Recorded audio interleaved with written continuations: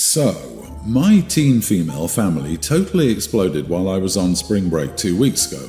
I went on a trip with my grandparents and returned to my mom, moved out, and a serious sit-down talk about them divorcing. It's not exactly a surprise because they've both been acting weird and shady for a while, but that's not what I was expecting to come back to, and they could have let me unpack first, at least. They asked me if I had any questions, and I asked them which one cheated because that was my first thought. They got super uncomfortable and said that the reasons between them were private. I said not when it meant I suddenly lost my family over it, and they owe me at least some reason that this is happening, and we don't love each other anymore doesn't cut it. You don't just stop loving someone for no reason. That's dumb, so what? They said that was all I needed to know, and we needed to talk about how the living situation was going to work and everything. I told them that I didn't want to live with either of them if they were going to be like that. Everyone has been mad since then, and my mom came to talk it out last night. They still don't want to tell me why. I told them that if they were going to hide stuff, I'll just make up my own worst case and go with that. Since Mom left, it can all be her fault. Since it's her fault, I won't go with her or go see her. She got upset and said it was unfair and not her fault. I told her to give me the real reason or deal with it. My dad said I was out of line and that I said it could all be his fault then and the same deal. That started an argument between them, but I'm holding my own. Pretty sure at least one of them will crack and tell me what happens soon so I can decide how I feel about it. I don't need graphic details, but a simple "someone cheated" or "Mom is a secret lesbian, don't tell anyone" or "we've both really changed a lot and didn't want the same things" would help. If one of them did something bad, I want to know. If they won't own up or explain why there are no bad guys, they can be the bad guys. I had to talk to my school counsellor today, and she said that it's totally understandable, but playing them against each other is going to hurt everyone. So, am I the idiot? Jesus, kid, you are the idiot. Your parents have far more decorum in this divorce than most divorcing parents. They're not trying to pin blame all on one parent and have to work out this incredibly massive shift in their lives themselves. This is a huge thing for them emotionally as much as it is for you. If they're not at each other's throats and trying to make things as smooth for you as possible, you can at least show a little decorum and give them some time to work up to explain it to you. Not everything needs to be the result of some big, explosive, dramatic moment. Life isn't TV or TikTok. Go out and touch the grass. OP doesn't sound mature enough to know the reason no matter what it is. Girl, your parents don't owe you everything. You're not entitled to anything other than they fell out of love. That's the reason, kiddo. It's on you that you refuse to accept that. You said yourself the divorce isn't a surprise, but congrats on ruining your relationship with your parents. OP is grieving and is currently in the anger stage. Give her a break.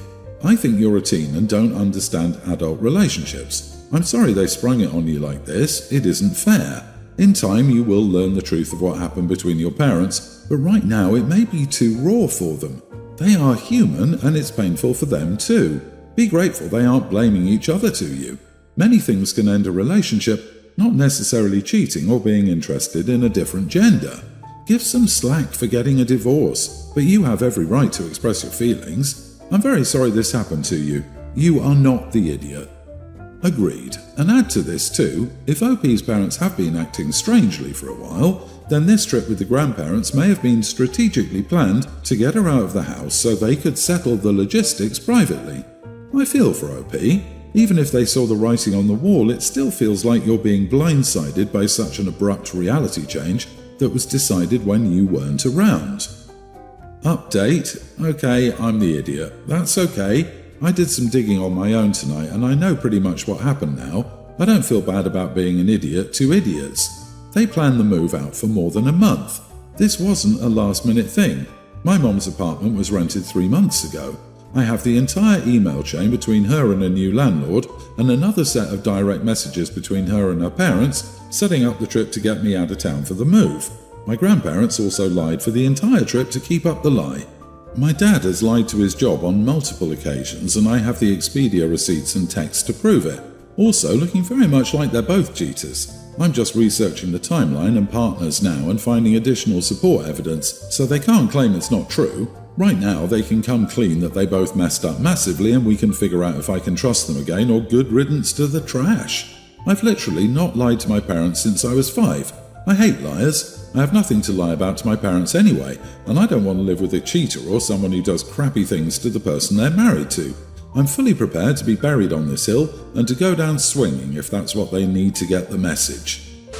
I, 22 female, got out of a bad breakup 5 months ago, and I've been doing a lot of emotional eating to cope with it. We were dating for 3 years. It was a bad relationship because it was really toxic and unhealthy for me. But yeah, I've been eating a lot more food lately to try and cope. I know it isn't particularly healthy, but it's a really hard habit to break. Anyway, I'm currently staying at my mom's house for a little while after Easter. Last night I was really upset thinking about my relationship, and I wanted to drive to McDonald's, but I didn't have any money on me, so I took some from my mom's money pot. The story behind the money pot is that it's money for anybody to use. When I live here, I was always allowed to use it for money for the bus, going out with friends, etc. I looked at what I would buy on the website and took $35 to cover my meal.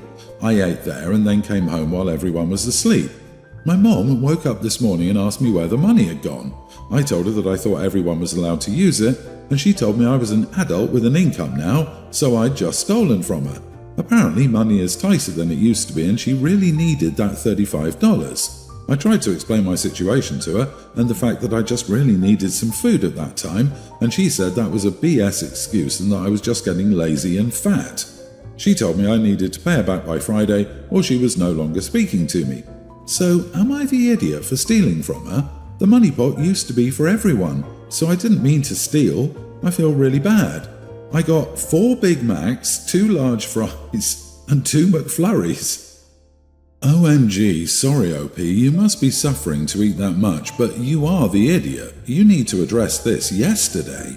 You are truly endangering yourself, and even using money for everyone to use to do that is wrong. I'm sorry, but that is an excessive amount of food, and this is coming from a man that's 6 feet tall and weighs 265 pounds. He could have taken $10 and gotten enough food to be not hungry anymore and still left most of the money there. Yeah, who eats $35 worth of food at McDonald's just for themselves? They literally have a $1 menu, for goodness sake. You are a grown adult with your own income, and from the sound of it, staying rent-free. You should have asked before using it. I would look into getting into exercising or breaking this habit ASAP. This is anything but healthy. Find a hobby to sink your time into, or find a healthy snack you can eat. I understand your emotional turmoil, however, no one person needs that much food in one sitting. You're 22 years old. It's been 5 months. Please seek therapy for your emotional eating and other side effects this breakup has caused you. Good luck. Also, yes, you are the idiot. You stole that money and need to repay it. We had a family dinner at my house with my brother, 34, and his kids, tween female and teen male, our parents, my wife, 27, my sister, 26, and myself, 30 male. I have the space and means to do so, and it was a really nice get-together up until my wife went into our bedroom and saw my niece and nephew destroying her makeup in the connected bathroom. They dug into her eyeshadow palettes with her brushes. They poured out her foundations into them, and a bunch of her compacts were in the sink soaked in water. She immediately freaked out, and I rushed to the room when I heard her yelling. When I saw what was happening, I grabbed both of them and marched them into the living room. I told my brother what they did, that they needed to leave now and that I would speak to him later. He told me I was overreacting, which I responded by telling him to get the heck out of my house. My parents didn't understand until they saw the giant mess the kids had made, and my sister said I was out of line, but she understood. My wife is absolutely devastated as she got really into makeup during the 2020 lockdown and even started posting to Instagram and has spent a lot of money on her collection. She spent over $4,000 on it, and the collection was her pride and joy. She went through what was destroyed, and they destroyed $1,500 worth of makeup. Monday afternoon, I messaged my brother and told him he needed to pay my wife back for what his kids destroyed and sent him the total. My wife even pulled up the cost of each item ruined, and I sent that to him as well. He told me to screw off and that he won't pay that much, but he's willing to replace one of the pallets. I said that wasn't enough, and that since his kids destroyed very important items, he needed to replace them or pay the cost for them. He got my dad involved, and he said it was unreasonable for me to ask for that much of him, but I feel like it's fair. Not the idiot. I was expecting their ages to be like 5 or younger. A tween and a young teen are definitely old enough to know better and behave better. I would never touch my mother's things at that age without asking. If my son ever did something like that, I'd be so embarrassed, and I'd pay it back, even though I am broke and would have to do one item at a time. Not to mention, in many areas, damages over $1,000 is a felony. so maybe pointing that out to the brother would make him change his tune. If he has no real consequences, how do you expect him to enforce the consequences on his kids? If you enable him by not holding him responsible, you're just showing the kids as well that there aren't any real consequences to their actions. It is a lot of money. Also, what the heck is wrong with these kids? No respect. If the makeup was on display for them to see, they could ask, like a tween girl could ask her to do some eyeshadow for her or something. Something is off here. Either they have so little they become mean, envy, and destroy other people's belongings, or they're spoiled with no boundaries. I wouldn't be surprised if these kids were bullies and in some distress. I thought the same, and it took me back to the time my sibling and I would play with my aunt's jewellery during visits. We were 5 to 12 and never damaged a thing. The teens in this story did it intentionally. They were probably filming it for TikTok as a prank. Their parents should pay it back and take it out of the kids' allowance to teach them a lesson, or they work it off with house chores. My grandma raised me, 26 male. She's been a widow since she was 21. She raised her daughter alone after my grandpa died while serving the country, and when my mum went down a dark path and had me and didn't want me, she stepped in and raised me. Anyone who knows her knows how she is happily single and focuses on other stuff. About 20 years ago, a couple moved in next door to her. The wife died 6 years ago. Ever since, the widower has been trying to get my grandma to marry him. She told me about it a few times, and I've seen the guy try to get closer to grandma. His family, I believe his 2 daughters and son, have even asked grandma to consider companionship with him. She said no, she always has. I visited grandma for a few weeks and saw the family 3 times. The first time they asked if I was their grandson and suggested it would be nice for grandma and their dad to get together. The second time they actually followed me to my car while I was going to get groceries and asked if I would talk to grandma about it. The third time I was doing yard work and they stopped to chat. They tell me how their dad really likes my grandma, how she's been alone and crying for my grandpa for too long, and I should encourage her to marry their dad and find another happily ever after because she doesn't realize how lonely she must be now that she's all alone. I told them they were crazy if they thought my grandma didn't know herself, and they said she was lying to herself. Nobody is happily widowed for 50-something years and doesn't miss the love and companionship of a romantic partner. Then they started getting overly chatty about my grandma's lack of intimate life, and I told them to leave us the heck alone. They told me I didn't need to be so rude and was holding grandma back. They then complained to grandma that she'd raised me to be an idiot. Grandma laughed that they were so outraged given what they were talking about. But am I the idiot for being so rude to them? Not the idiot. Your grandma said no and they need to respect it. I'm going to assume the deceased wife was the homemaker and he is useless at maintaining himself without his wife. There has to be some reason they're so adamant about this. It's bizarre. My thoughts too, they're tired of having to take care of their father and are trying to pawn off their filial duties onto OP's grandmother. If their father never learned how to take care of himself, then that's on him to figure out, not his neighbour. OP, they lack boundaries and entitlement, which is inappropriate and scary. I'm glad you stood up for your grandma. I also suspect some ulterior motives are making that family so insistent on marrying them off. Grandma owns the property.